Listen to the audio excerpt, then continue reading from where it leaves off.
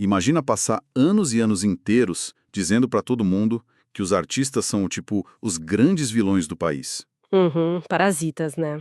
Aquele discurso bem agressivo. Isso, parasitas. Que a cultura é a grande inimiga do trabalhador, que a Lei Rouanet é um ralo de dinheiro e que, bom, que a moralidade precisa ser restaurada a qualquer custo. Construir toda uma máquina, né? Uma máquina de comunicação política gigante só em cima dessa indignação. Exatamente. E aí, de repente, descobre-se que esse mesmo grupo político estaria nos bastidores financiando um projeto de cinema de tipo 130 milhões de reais. Pois é, 130 milhões. E supostamente usando dinheiro ligado a um banqueiro que está sob investigação. É um roteiro de filme por si só, né? E hoje a gente vai destrinchar como a guerra cultural mais barulhenta do nosso debate público recente pode ter sido, na verdade, a cortina de fumaça perfeita para uma engenharia financeira colossal. É o tipo de contradição que, assim, força a gente a parar e olhar com uma lupa mesmo para as engrenagens do poder, sabe? Sim, com certeza. Bem-vindos a mais uma análise profunda das nossas fontes. Eu tô super animado para discutir isso hoje. E eu tô muito atenta aos detalhes dessa história, porque o material que a gente tem em mãos hoje não fala só de desvio de dinheiro, não. Não. Fala do quê, então? Fala muito sobre como a atenção da sociedade é, tipo, sequestrada. Sabe, quando todo mundo olha para um lado, enquanto o cofre é esvaziado do outro. O famoso truque de mágica, né? Ok, vamos analisar isso. O nosso foco hoje é um artigo explosivo publicado em 16 de maio de 2026. Assinado pelo jornalista Mauro Silva. Isso. E o título já é um soco. Olha só. Banco Master, Bolsonaros e o Pangaré Azarão. A direita moralista afunda em escândalos bilionários. Um título direto ao ponto, né? Muito. Mas assim, antes da gente entrar de cabeça no mato alto desse texto, a gente precisa daquele aviso essencial para quem nos ouve. Nossa, sim, um alinhamento de expectativas que é fundamental hoje. Exato. Esse texto do Mauro Silva é tipo um material altamente inflamável. É de natureza muito política, super polarizada, carregado de acusações severas. Sim, e a nossa função aqui deste lado do microfone não é atuar como juízes, tá? A gente não tá tomando partido de jeito nenhum. De forma alguma. A gente não está endossando as opiniões do autor, nem dizendo quem é culpado ou quem é inocente nessa história toda. A gente quer ajudar quem escuta a entender a anatomia dessa denúncia, sabe? Os dados que o jornalista apresenta. Perfeito. Traduzir a complexidade do texto, né? E a espinha dorsal do argumento do Mauro Silva é justamente esse contraste bizarro. Exato. Ele constrói a narrativa mostrando que a fachada do moralismo extremado, sabe? Aquela defesa ferrenha da família, da pátria, da religião. O combo completo. Pois é.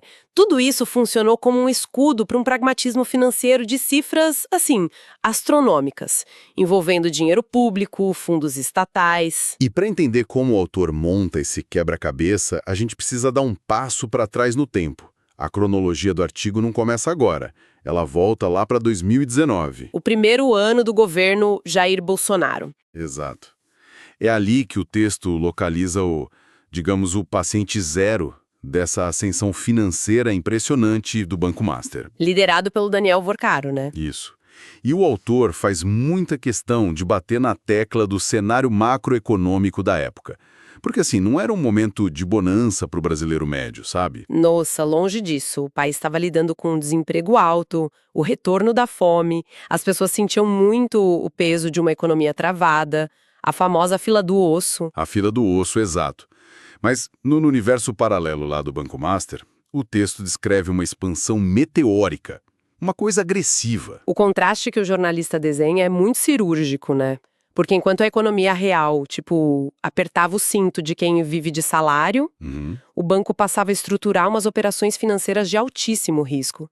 E é importante explicar como o texto descreve essa manobra. Por favor, porque essa parte é complexa. Não era o banco oferecendo crédito barato para a padaria da esquina, sabe?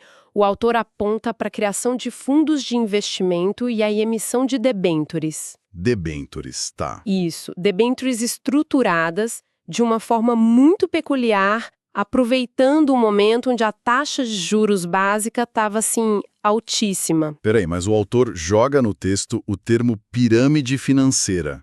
Eu lembro de ler isso e, Clara, isso chamou muita atenção. É uma palavra forte, né? Muito forte. Chamar um banco de pirâmide é uma acusação técnica e criminal gravíssima. Ele está usando isso só como uma palavra de efeito para chocar quem lê, ou ele descreve de fato o mecanismo de esquema Ponzi ali? Então, essa é uma excelente pergunta, porque é bem onde o texto entra na engenharia da coisa. Tá, me explica essa matemática então. O autor não diz que é um esquema Ponzi clássico de internet, sabe? Aquele que uma pessoa convida outras 3 e tal. Ah, tá. Não é aquele golpe de grupo de mensagem.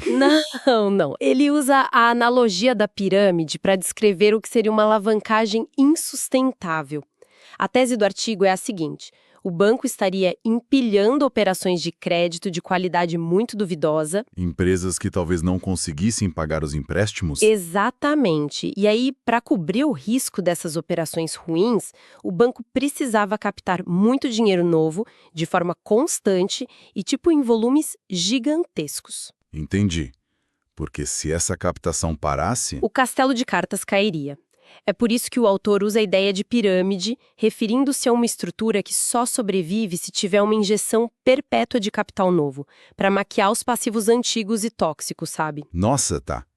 Então, deixa eu ver se eu consigo visualizar isso de uma forma mais palpável, fugindo um pouco desse economês. Manda ver, adoro analogias. Pelo que o texto descreve, é como se a gente estivesse olhando para um sistema de encanamento de uma cidade. O banco foi lá e construiu um parque aquático particular, gigantesco, que seriam esses produtos financeiros de alto risco.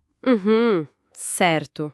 O problema é que eles não tinham água suficiente, ou seja, liquidez, para manter os toboáguas todos funcionando.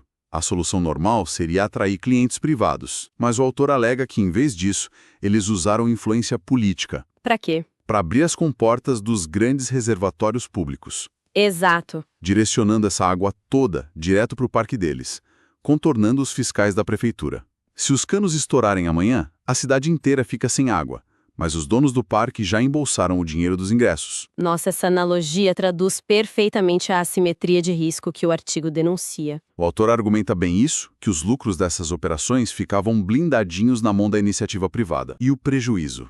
O risco de um calote bilionário era empurrado através de conexões políticas para dentro do Estado. E aí entra a figura do Banco Central na época. Presidido pelo Roberto Campos Neto, que foi indicado pelo Bolsonaro, né? Isso. O texto acusa a gestão do Banco Central de uma omissão proposital. O jornalista afirma que a instituição aplicava, um rigor absoluto contra o cidadão comum, mantendo juros asfixiantes. Mas supostamente fechava os olhos para o banco. Exatamente. Relaxando a fiscalização sobre esse crescimento desproporcional e super arriscado do Master. É muito louco isso. E essa água do reservatório público, para manter a minha analogia ali, não vinha só de Brasília, né? Não, de jeito nenhum. O artigo gasta um tempo considerável mapeando como essa engrenagem desceu para os estados. O jornalista argumenta que milhões em doações de campanha de aliados do banco para governadores de direita se transformaram em chaves que abriram os cofres estaduais. O que é fascinante aqui é o nível de detalhe. O mapeamento é muito minucioso para mostrar que não foi um caso isolado, sabe? Ele lista nomes bem pesados. Sim. Ele cita o Distrito Federal, por exemplo, focando no governador Ibanez Rocha. Ele aponta o BRB, o Banco de Brasília, como um ator central nessa história. Como assim? O BRB entrava comprando essas carteiras arriscadas? Isso! A denúncia é que o BRB teria servido quase como um provedor de liquidez oficial, entrando em operações bilionárias e comprando carteiras de crédito que dariam fôlego ao Master. Caramba! E depois o texto desce para São Paulo, citando a gestão do Tarcísio de Freitas, sugerindo que fundos estatais de infraestrutura ou investimentos locais também teriam sido direcionados para produtos ligados a esse grupo. E ele também menciona Minas Gerais e o Rio de Janeiro, certo? Exato. Em Minas, o governador Romeu Zema é citado no contexto de umas comissões parlamentares que começaram a investigar como o dinheiro do Estado estava se misturando com esse conglomerado.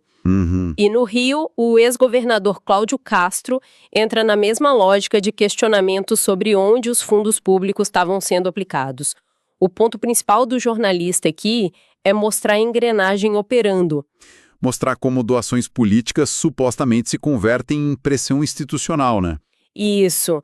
Pressão para que gestores de fundos de pensão, de servidores públicos ou bancos estaduais comprem as tais debêntures de alto risco do banco. É a velha e conhecida privatização do lucro e socialização do prejuízo. Agora, quando você tem uma estrutura dessas, captando e movimentando, sei lá, bilhões, chega um momento em que esse dinheiro precisa ser alocado. Precisa circular, né? Precisa circular. Em alguns casos, financiar projetos dos próprios aliados. E aqui, olha, aqui que a coisa fica realmente interessante. O artigo faz uma curva que parece roteiro de filme ruim, literalmente. Literalmente um filme. O projeto Dark Horse. Isso. O texto nos leva para esse projeto de cinema chamado Dark Horse, que a internet muito rápida já rebatizou de Pangaré Azarão. Pois é, e é um momento em que a engenharia abstrata lá dos fundos de investimento, sabe aquela coisa difícil de visualizar, se materializa em algo muito visível. Muito visível. O artigo denuncia que essa superprodução cinematográfica teria recebido a injeção astronômica de 130 milhões de reais. E recursos que estariam diretamente ligados à estrutura do Daniel Vorcaro. Peraí, só para dar um pouco de contexto para nossa audiência. 130 milhões de reais para um filme nacional não é apenas, muito dinheiro. É fora da curva. É uma anomalia absoluta. É o tipo de orçamento que não existe na nossa realidade de mercado. Grandes sucessos de bilheteria são feitos com uma fração minúscula disso. É um valor que grita por atenção, sabe? Grita demais. E o autor detalha quem estava com a mão nesse dinheiro, que é a parte mais polêmica. Destrincha esses nomes pra gente, então. O texto é muito cirúrgico nisso. O jornalista afirma que, desse bolo absurdo de 130 milhões, cerca de 61 milhões teriam sido destinados ao que ele chama de núcleo político e familiar de Jair Bolsonaro. 61 milhões direto para o núcleo deles? Segundo o autor, sim. Ele cita nominalmente o deputado Eduardo Bolsonaro e o senador Flávio Bolsonaro como figuras centrais na viabilização e no destino desses recursos. Nossa. E para amarrar a narrativa com um laço, o artigo destaca que o produtor executivo do filme é ninguém menos que Mário Frias. O ex-secretário especial da Cultura. Ele mesmo. Cara, e aqui a gente chega no ápice da ironia que o texto quer esfregar na cara de quem lê. É o grande clímax do artigo. Vamos lembrar do clima do país nos últimos anos, né? O clima de guerra. Total. A classe artística foi o saco de pancadas oficial desse grupo político. Eles transformaram atores, músicos, galera do teatro em inimigos públicos número 1. Tinha aquele discurso super raivoso dizendo que quem acessava a Lei Rouanet estava roubando o pão do trabalhador. Exato. A narrativa era toda de purificação moral contra a mamata da cultura. E de repente, bum! O texto revela que os arquitetos desse discurso de ódio estão no controle de um orçamento de 130 milhões num único filme, bancado por um ecossistema financeiro super obscuro. E é exatamente por isso que o autor do artigo trata esse episódio não como uma hipocrisia acidental, sabe? Tá, não foi sem querer. Não. Ele coloca isso como o centro de uma estratégia política brilhante. Cínica, mas brilhante.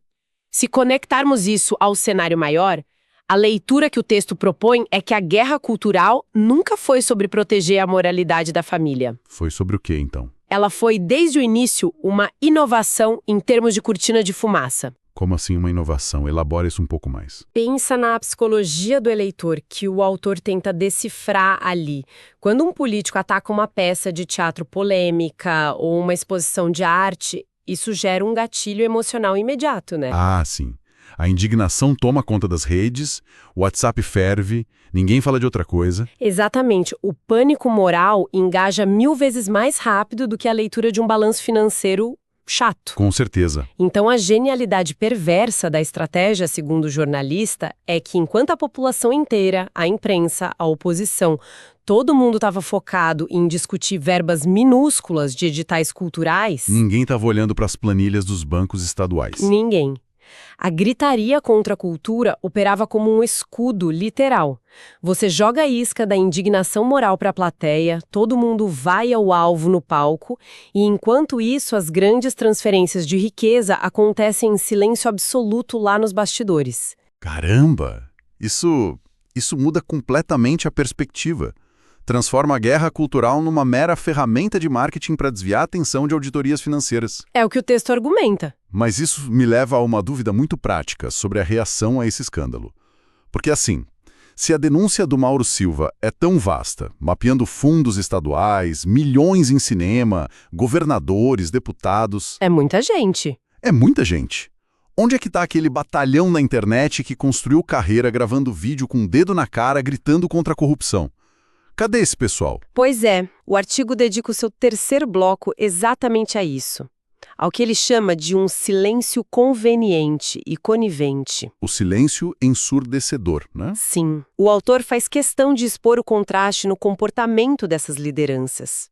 Ele lista quem faz parte dessa rede que agora emudeceu completamente. E quem são esses nomes? Ele aponta para velhas raposas do Congresso, tipo o senador Davi Alcolumbre, que teria ajudado no avanço institucional do grupo do Banco Master, lá em Brasília, e o senador Ciro Nogueira, que o texto liga ao suposto recebimento de tipo R$500 mil em operações ligadas a esse ecossistema do banco. Tá, velha política. E a galera da internet? Ele cita também os ídolos do mundo digital, como o deputado Nicolas Ferreira, que construiu a base toda dele na indignação moral, né? Mas que, segundo a denúncia, teria utilizado aeronaves da frota ligada ao banqueiro. Peraí, mas aqui eu preciso interromper e fazer um pushback. Porque o texto diz que a base de comunicação da direita está tentando desesperadamente jogar a culpa desse escândalo no governo atual, para tentar abafar o caso.